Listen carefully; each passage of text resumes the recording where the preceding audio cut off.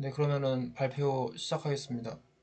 어, 아이템 9 try finally보다는 try with resources를 사용하라 발표를 시작하겠습니다. 목차는 다음과 같습니다. 자바 라이브러리에는 클로스 메소드를 호출해 직접 닫아줘야 하는 자원들이 많습니다. 대표적인 것으로는 파일 I/O 관련, 네트워크 I/O 관련, DB 연결 관련 자원들이 있습니다. 이런 자원들을 클로즈하지 않으면 메모리 누수, 리소스 사용 불가, DB 연결 생성 불가, 성능 저하 등 많은 문제점들이 생깁니다. 이렇듯 자원 닫기는 굉장히 중요한 일입니다. 이런 자원 중 상당수가 안전망으로 파이널라이저를 사용했습니다. 하지만 앞에서 본 아이템 8에서 봤듯이 파이널라이저를 사용하지 말라고 하고 문제점도 굉장히 많습니다. 그래서 전통적으로 자원이 제대로 닫히는 것을 보장하는 수단으로 try finally라는 것을 사용하게 됩니다. 그렇다면 try finally가 무엇인지 보겠습니다. try finally는 예외 처리할 때 사용하는 구문으로 보통 try catch finally로 많이 사용합니다. try catch finally 블록이 하는 일들은 각각 이렇게 아래와 같습니다. 자원이 제대로 닫힌다는 것을 보장하는 수단으로 try finally를 사용할 때에는 여기 있는 코드와 같이 사용을 하는데요. 우선 try 블록에서는 자원을 사용하는 코드를 이렇게 작성을 합니다. 그리고 finally 블록에서 이 자원을 회수하는 클로스 메소드를 호출합니다. 이렇게 해야 예외가 발생해도 자원을 제대로 닫을 수 있는 것입니다. 이렇게 자원이 제대로 닫히는 것을 보장하는 수단으로 try finally를 사용했는데요. 그런데 try finally는 더 이상 자원을 회수하는 최선의 방법이 아니라고 합니다. 보기에는 자원을 예외가 발생해도 닫아주고 괜찮은 것 같습니다. 그런데 왜 try finally를 더 이상 사용하지 않는지 한번 보겠습니다. try finally에는 문제점이 세 가지가 있습니다. 이 중 첫 번째 문제점으로 자원을 여러 개 사용하면 try finally 문이 중첩되어서 코드가 굉장히 지저분해집니다. 지금 여기 코드를 보면은 자원을 두 개만 사용하는데도 굉장히 코드가 지저분해 보입니다. 우테코에서 괜히 인덴트 뎁스를 제한하는 것이 아니라고 생각합니다. 인덴트 뎁스가 깊어질수록 코드가 지저분해지고 가독성이 떨어집니다. try finally에는 이런 첫 번째 문제점이 있습니다. try finally의 두 번째 문제점으로 finally에서 예외가 발생하면 자원이 회수되지 않는 경우가 발생하는 점입니다. 현우님의 정리본에서 좋은 예시 코드를 작성해 주셔서 발표 자료에 한번 넣어봤습니다. 예외는 try 블록에서만 나는 것이 아니라 finally 블록에서도 발생할 수 있습니다. 여기 코드에서처럼 자원 두 개를 사용하는데 finally 블록에서 첫 번째 자원을 클로즈 할 때 예외가 발생한 것입니다. 그렇다면 두 번째 자원을 회수하는 클로즈 메서드가 실행되지 못하고 자원이 회수되지 못하는 경우가 발생하는 것입니다.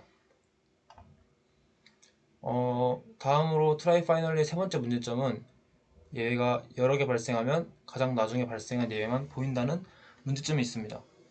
이번에는 형준님 정리본에서 좋은 예시 코드를 가져왔는데요. 코드를 보면 try 블록과 finally 블록에서 예외가 발생하는 경우입니다.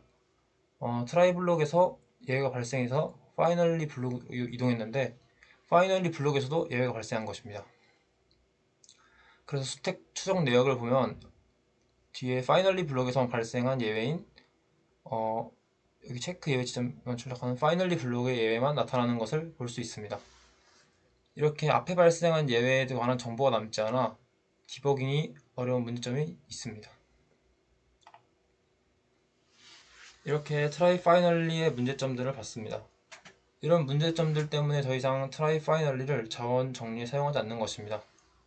그러면은 finalize도 안 되고 try finally도 안 되면 자원 정리는 어떤 것을 사용해야 하는지 의문이 생깁니다.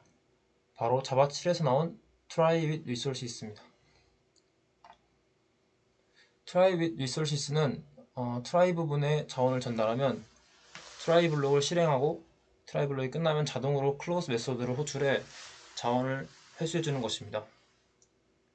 이때 조건이 하나 있는데 try with resources를 사용하려면 자원의 auto closeable 인터페이스를 구현해야 하는 것입니다.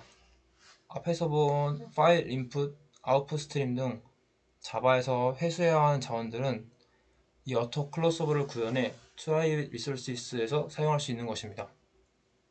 그렇다면 try with resources는 어떤 장점이 있어서 사용하는지 한번 보겠습니다.